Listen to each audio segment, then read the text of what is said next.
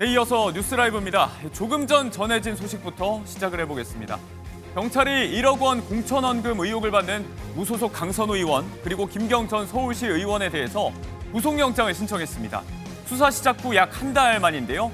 경찰에 따르면 김 전 시의원은 지난 지선 이후 강 의원에게 차명으로 이른바 쪼개기 후원을 했는데 강 의원의 요구에 따른 거였다고 진술을 했다죠. 여기에 대해서 강 의원은 오늘 아침까지도 SNS에 사실무근이라는 해명을 내놓고 있는데요. 여전히 엇갈리고 있는 당사자 진술에 증거인멸의 우려가 있다고 보고 신병 확보에 나선 경찰입니다. 다만 강 의원은 현역 신분이죠. 불체포 특권이 변수입니다. 국회 동의가 필요한 만큼 실제 구인까지는 시간이 더 걸릴 거라는 관측입니다. 국회로 한번 가보겠습니다. 법제사법위원회, 법사위는 종종 여야 간의 격전지가 되곤 했죠. 한동안 잠잠한가 싶었는데 어제 또 고성과 막말로 얼룩졌습니다. 발단은 박영재 신임 법원행정처장의 출석이었습니다. 작년 5월 이재명 당시 대통령 후보의 공직선거법 위반 사건 파기환송 결정을 내린 대법원의 주심이었죠. 9일 만에 이 판결을 하는 것은 일반 상식에 불가능합니다. 재판 기록 다 읽으셨어요? 제가 다시 다 말씀드리지만, 읽으셨는지만 답을 하십시오. 예, 물론 다 읽었습니다. 8만 페이지를 다 읽었습니까? 지금 사법부 망가지는 건 한순간이고요. 언젠가부터 민주당의 사법부 침탈이 일상이 됐습니다. 아까도 이재명 대통령 공직선거법 대법원에서 유죄해줬다고 유심 대법관에 대해서 질타하는 식으로 얘기하고 여기가 무슨 북한입니까? 다른 사건은 수개월이 걸리는데 이 사건은 불과 9일 만에 해결이 났다면 저는 합의체에 갈 필요가 없는 것 아니겠습니까? 사법부 독립의 침탈이다 이렇게 주장하는 데 대해서 막무가내 장단을 맞추신다면 그럼 여기가 전쟁을 치르기 위해서 나오신 겁니까? 무슨 자세가 그러합니까? 결국 또 추미애 위원장은 언성을 높였죠. 졸속 판결이고 선거 개입이었다. 판결에 대한 소명과 사과를 요구하는 여당 의원들과 재판 결과에 승복하라. 사법부 압박을 멈추라는 국민의힘 의원들.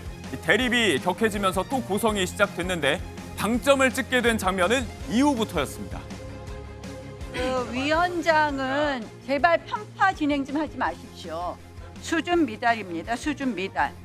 오늘 민주당 의원들이 하루 종일 한 것은 사법부 압박입니다. 범죄자 대통령 이재명 대통령 만들어준 게 사법부. 말 삼가하세요. 무슨 말을 삼가합니까? 자, 두 번째 정리하도록 뭐 하겠습니다. 했습니까? 두 번째 뭐 했습니까? 뭘 또 정합니까? 사법부 압박 말라 범죄자 대통령 만들어준 게 바로 사법부다. 나경원 의원의 발언에 말을 삼가라고 목소리를 높인 추미애 위원장 결국 정회했습니다. 하지만 이후 속개된 회의에서도 두 사람의 신경전은 또 이어졌습니다. 그걸 정돈해 주십시오. 회의를 속개하겠습니다. 위원장님 해도 너무하십니다. 이 하다 발언 중에 정해당하기는 처음입니다. 피고인으로 재판받는 이재명 대통령 대법원에서 유죄받았습니다. 범죄자 대통령이라고 말하는 게 틀렸습니까? 틀렸습니다. 이미 경고했기 때문에 발언권을 드리지 않겠습니다. 자, 쇼츠는 나경원 의원이 찍고 있는데 누구 보고 쇼츠 찍는다는 거야? 쇼츠 찍기 위해서 계속 범죄자 대통령 하는 거야? 쇼츠 그만 찍어! 자, 퇴장하십시오. 퇴장하시기 바랍니다. 요즘 정치권 일각에서 이 강성 지지자들에 대한 속으로 일부러 자극적인 장면을 연출해서 유튜브 쇼츠거리를 만든다는 비판도 있죠. 서로가 서로에게 쇼츠 만들지 마, 언성을 높이고 나 의원에게는 조금 민감한 말일 수 있죠. 제 차에 국회 선진화법 위반이라는 말도 꺼내든 추 위원장이었는데요. 파행의 파행, 또 한 차례 격돌한 법사위의 여야였습니다. 자, 다음 소식을 볼게요. 수입해 와야 된다는 말, 뭔 말일까요? 무슨 말일까요? 이게 어제 있었던 광주 전남 행정통합 타운홀 미팅 김희수 진도군수의 발언인데 이 논란의 발언으로 문매를 맞고 있습니다. 일단 직접 한번 들어보시죠. 이번에 광주 전남이 통합을 할 때 인구 소멸에 대한 것을 법제화를 해서 즉 뭐냐면 스리랑카나 베트남이나 그쪽 젊은 처녀들 좀 수입자 해갖고 농촌 총각 장교도 보내고 이런 어떤 특별 대책을 뭐해야지. 지역의 인구 소멸 대응책 관련 언급을 하면서 외국인 여성, 특정 국가의 여성을 수입해 와야 한다. 이렇게 표현을 한 겁니다. 성인지 감수성 이런 얘기까지 가지 않더라도 보편적인 기준에서 한참 문제가 있어 보이는 얘기를 그것도 이렇게 공식적인 자리에서 한 거죠. 즉석에서 지적을 받기도 했습니다.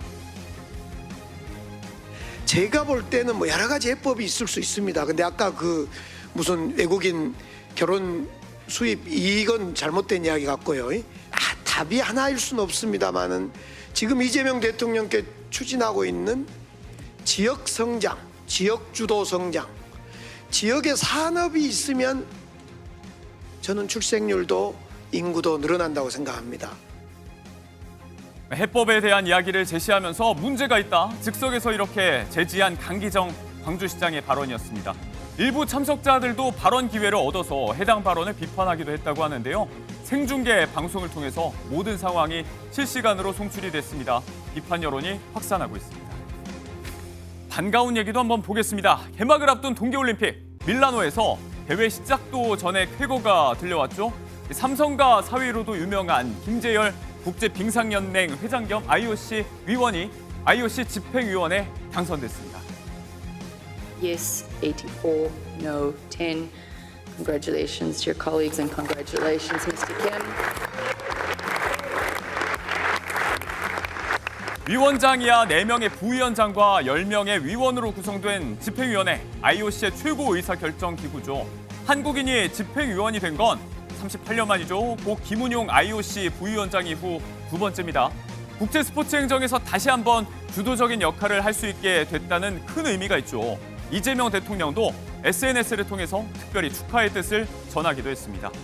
한편 이번 쾌거를 전한 김재열 신임 집행위원에 대한 관심도 다시 높습니다. 고 이건희 회장의 신임 속에서 삼성그룹의 스포츠 활동을 이어왔던 인물이죠. 평창 동계올림픽 유치 과정에서 고인 곁을 보조하면서 국제체육계 인사들과 친분을 쌓아왔습니다. 아내인 이서연 삼성물산 사장과는 중학교 동창인 이재용 회장의 소개로 만나게 됐다는 일화도 유명합니다.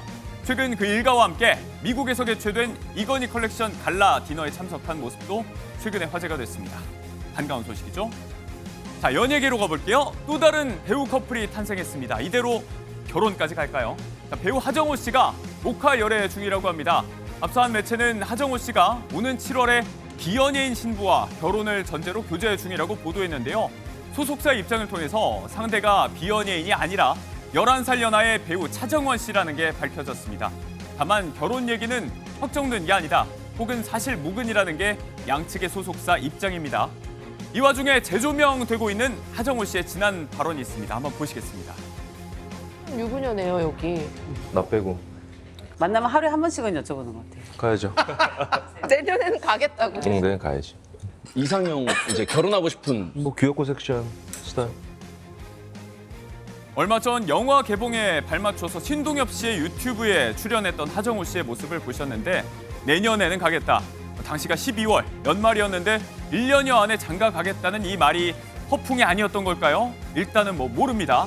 어제가 입춘이었죠? 찾아온 봄날에 두 사람에게 응원의 댓글이 이어지고 있습니다. 자, 마지막 소식입니다. 생후 19개월 아기가 엄마와 함께 경찰을 찾았습니다. 그 사연이 뭘까요? 유모차를 밀면서 들어오는 엄마를 반갑게 맞아주는 경찰관들, 초면도 아닌 것 같은데요. 알고 보니까 2주 전에 맺은 특별한 인연에서 비롯된 거였습니다. 당시에 고열로 인한 경련으로 호흡까지 힘들어진 아기를 태우고 홀로 병원으로 가던 엄마. 구급차 도착이 늦어지면서 이렇게 경찰에 환자 이송을 부탁하게 됐는데요. 축 늘어진 아이를 안고 달려가는 엄마와 경찰의 모습이 당시의 긴박한 상황을 짐작하게 하죠. 4분 만에 응급실에 도착을 했고 경찰관들은 또 직접 아이를 안고 또 뛰었습니다. 빠른 대처와 치료 덕분에 아이는 건강을 다행히 회복했는데요. 잊지 않고 지구대를 찾아서 감사를 전한 엄마였고요. 경찰도 뿌듯한 마음을 전했습니다. 그때가 멀어서 도착이 늦어진다고 했는데 경찰이 먼저 와줘서 고맙다고 말씀해 주셨고 지구대에서 아이가 밝게 웃는 모습을 보니까 정말 다행이었고 항상 아이가 건강하게 자랐으면 좋겠습니다. 그 장면 하나하나가 이렇게 영상으로 남아서 보는 우리에게 훈훈함까지 전했던 뉴스라이브 마지막 소식이었습니다.